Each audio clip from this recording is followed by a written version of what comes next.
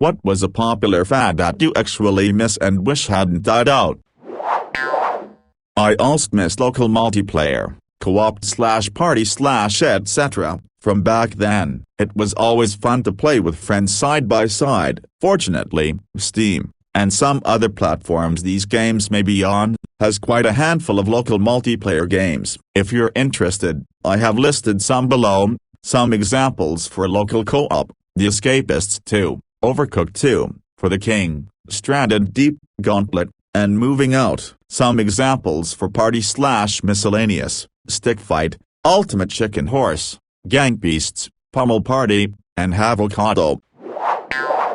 The old-school internet before big business realized they could monetize it. I still remember going on Friendster and not feeling nauseated after scrolling through. Everyone was just having a good time. Newgrounds was there before YouTube was a thing. At least a lot of creators on there have gone on to bigger successes. And my god, I wish I could remember this website I used to go to that looked like a GeoCities page and it was nothing but a guy rambling about cryptozoology and mythological creatures. I remember the screeching hiss of the dial-up modem and connecting to AOL and hearing, "You've got mail," and knowing that it wasn't a bunch of spam, then logging into chat. If you met someone and wanted to see them, you had to exchange a physical picture via snail mail. I lived in Michigan and met a girl from Alaska in AOL chat. We eventually talked on the phone, but long distance was expensive, so we only talked once or twice a week. Eventually we exchanged pictures. I was pleasantly surprised. She said she was too, so we kept chatting and calling. We talked about meeting in person. Once my school was done for the summer, I loaded up my truck and headed out. She was even more attractive in person and the chemistry was definitely there. I stayed in a cheap hotel for a week, then camped in my truck for another. I spent most of my time with her, some time exploring the area and a lot of time with her family. I was planning to just head back home since I only had so much money and I needed to work. She asked me to stay, at least for the summer. Told her I would, but I barely had enough money to get home and didn't have enough to get an apartment. At dinner, her parents offered to let me stay in their guest room and her dad said he could get me a job as a janitor at an office in town. Exactly this. I remember a time when ads were only for sketchy websites that everyone avoided like the plague. When influencers, celebrities weren't running the show and it was just a bunch of people talking to and sharing our creations online. There was no race to be the most popular or the obsession to have a new post every day. Nowadays, if you're not like that, you're considered weird and out of touch. I remember using theglobe.com for the first time in February of 1996. Back then, chat rooms were so laid back and cool. I even met a girl from Nova Scotia and we exchanged home addresses and became pen pals. Exchanged letters for a year before I got bored and ghosted her. But there was such an innocent yet friendly feel to the old internet. Heck, even the internet in 1996 had a different culture from that in 2000. More affluent college students, who were mostly Gen Xers, so they weren't crazy, cynical like most Redditors, less boomers. It was great. Hell yeah, chat rooms were so much fun too. I also miss specialized message boards, forums for every hobby. I was admin on a forum that had several hundred active and dedicated users. I felt like family with the top contributors. We'd send Christmas cards to each other, help IRL with projects, and the meetups we had were so much fun.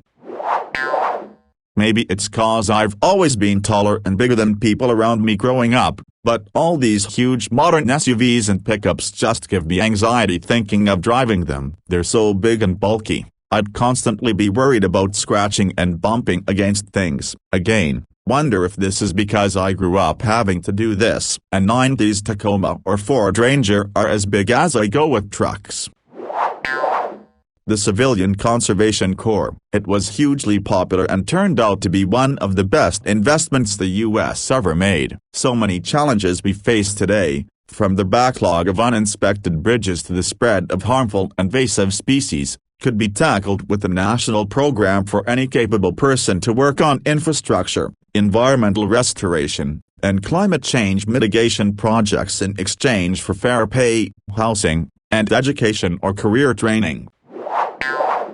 I wish we would revive it, but not make it exclusive to men. But it was a way for the young men of the time to earn money and learn useful skills. Many took great pride in their work. I was at a Balmorhea State Park one time, taking a break from the cold water, and an old man sat down at the other end of the bench and after a while, started telling me about how he had helped build the place when he was with the CCC. I was only 13 and don't remember much, except that I was painfully aware that what he was telling me was important, and although I was vaguely aware of the CCC, I didn't know what questions to ask. I've thought of that man often over the years, who liked to come around and check up on his park.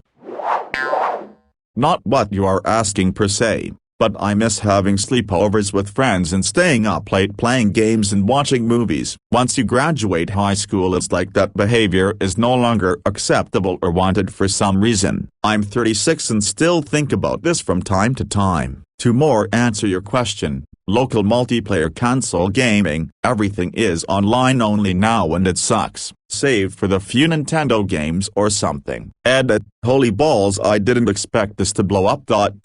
You all have inspired me to try to arrange a game sleepover night. I think the problem is I've been realizing lately my friends aren't really all that great lol. It's always like pulling teeth to organize anything. I just moved, so new opportunity to meet new friends and try this out. Also, I don't drink and just want to hang out, which makes this tough. Someone below mentioned why we can't just hang out without it being about sex or alcohol. I think I need a friend group that reflects that. Thanks everyone for the responses.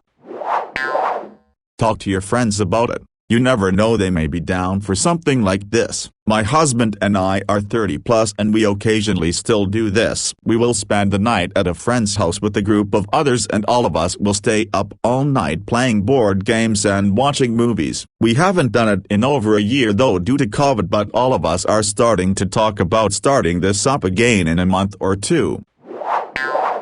I basically did this through my mid-20s. No desire to do it anymore. But it's not because it's unacceptable, it just seems like all my friends collectively realize two things. We already play games together online whenever we want. Staying up all night playing games, drinking ruins the entire next day. We could sleep in our own beds, meet up for lunch tomorrow, and then play games again if we wanted. My family got back into Pokemon Go during quarantine and it's been the biggest blessing. My mom is super sick and it's been hard to get her to exercise, but when we started playing Go it was let's go for a walk to play pokes, instead of hey let's go get you some exercise. Now, months later, both of my sisters play as well and it's the only thing we've enjoyed doing as a family since we were all young children. My mom is healthier than she's been in years. We've also found that the game is still alive and kicking, to a surprising degree. The player base is great and lots of people play where we live. Still very positive vibes and I'm ever grateful for its existence. I still play Pokemon Go to this day. I'll never forget the first Go Fest in Chicago, the one where the app went down for almost the entire day. So much fun/s. There was a time when my app was sort of working, and someone announced there was an unknown in the park, which at the time was one of the rarest wild spawns. Everyone within earshot started stampeding towards the spawn point to try and get it. People were packed so tightly that I could hardly get through. I ended up catching it, but it took some time to get close enough. I've been playing from the beginning. The huge crowds playing at the beginning were lots of fun, but I have to say, as the popularity died down, I started to see the same people at the raids and gym battles. I have a group of Pokemon Go friends, and we'll do events in the game together, but also grab a drink, watch a game, etc. It's been an amazing way to meet people, many of whom live only a few minutes from my apartment, that I otherwise never would have met. Did you guys have the mini Winnie the Pooh with different skins? There was a time in Italy between 2005 to 2010 when those were popular. You had to get them from one of those vending machines where you put the coin and it gives you a small sphere with the prize, in this case those bears. They were made of plastic and everyone had like a rubberonazzi costume that you could remove so you could sport the basic bear or the dressed up one. Good times.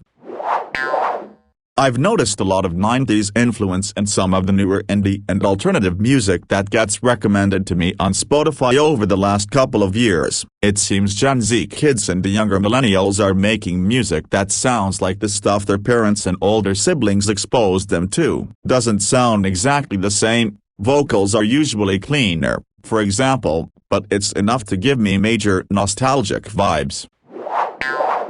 Zanga. I miss blogging about my day and having an active community of peers also reading about my thoughts. The generation of using AIM or MSN. You can be browsing the web, and dial and barrel be commonly used to pause without sounding rude. Now texting is so instantaneous and 24/7, those common phrases are slowly becoming antiquated.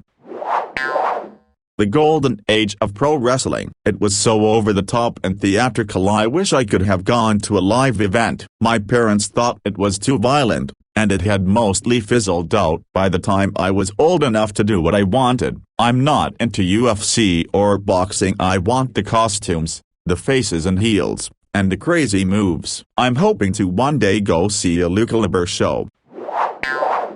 Vinyl records. Yes, I know there's been a resurgence, but it's not what you think. Most of the people who listen to vinyl either listen to it on those plastic costly suitcase turntables that sound awful, or are audiophiles who spend more time buying unneeded equipment than actually enjoying the music. I have a pretty humble Sony turntable, a low-end Marantz amp and a low-end Marantz CD player, and a pair of Sennheiser headphones I got as a gift a few years ago. I just put some Enya on the record player, or some Celtic, Irish in the CD player, sit back and enjoy the crack. I'm not one of these people who swear that vinyl sounds better than digital. After all, I have a CD player, but there is something special about having real music that is yours. For years I've been basically borrowing music, mostly from Jeff Bezos, no more. Listening to my Dubliners CD on my stereo through my headphones with no streaming involved. It's great. The only thing I can say about vinyl is that it's warmer and has a wider, more separated sound stage than digital.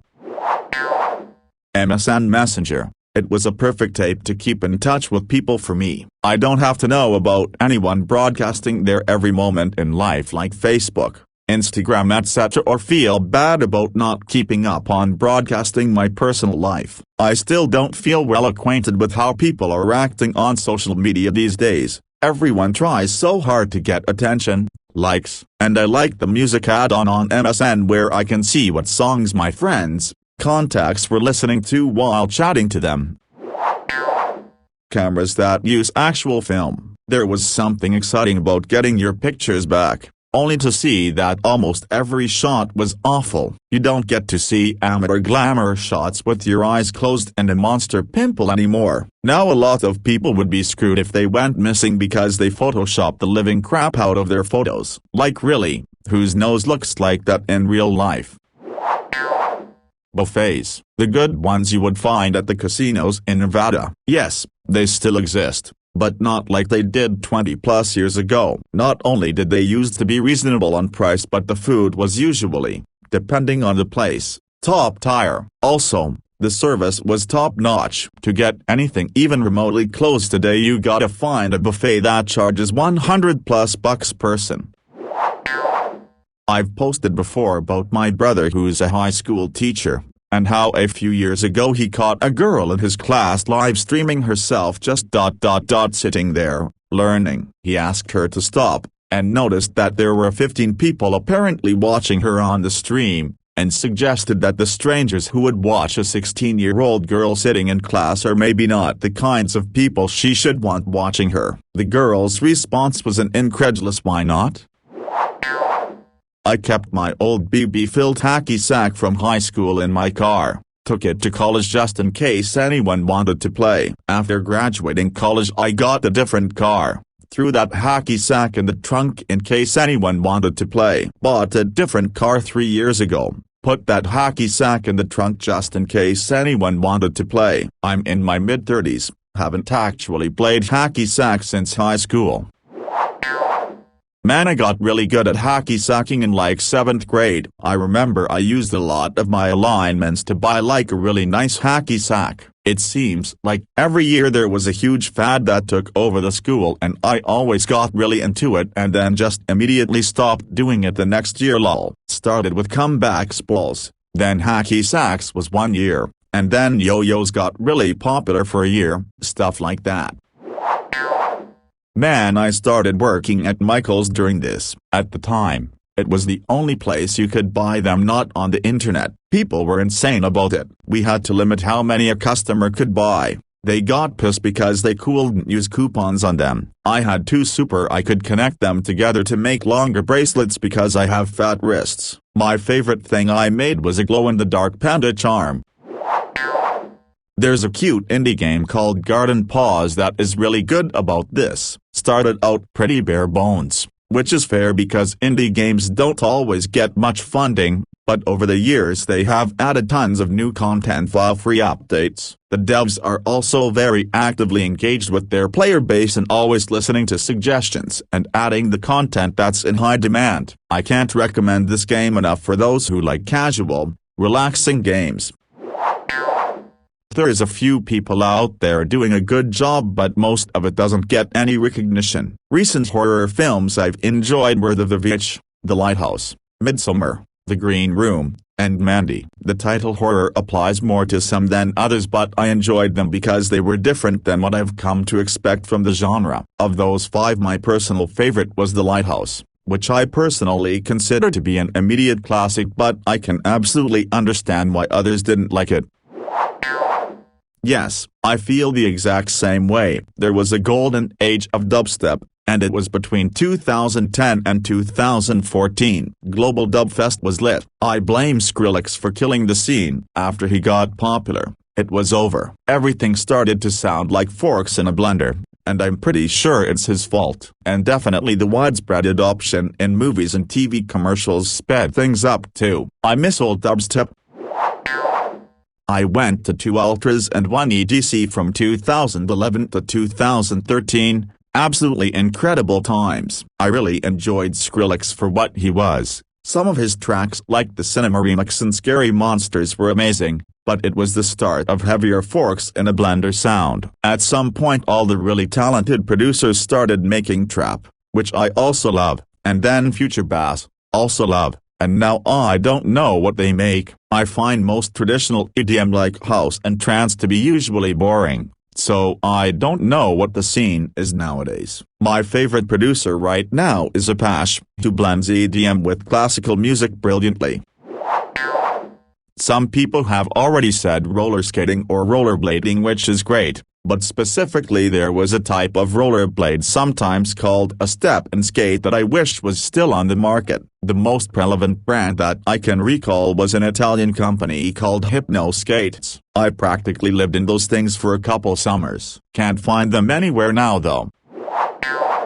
Assuming I understand you correctly, my younger brother and I used to do this shit all the time when we were kids. We'd assume different identities, be they characters that already existed or our own, and we'd adventure in worlds and universes that only we could see. Our parents simultaneously thought it was good for us, but that we were also kind of insane.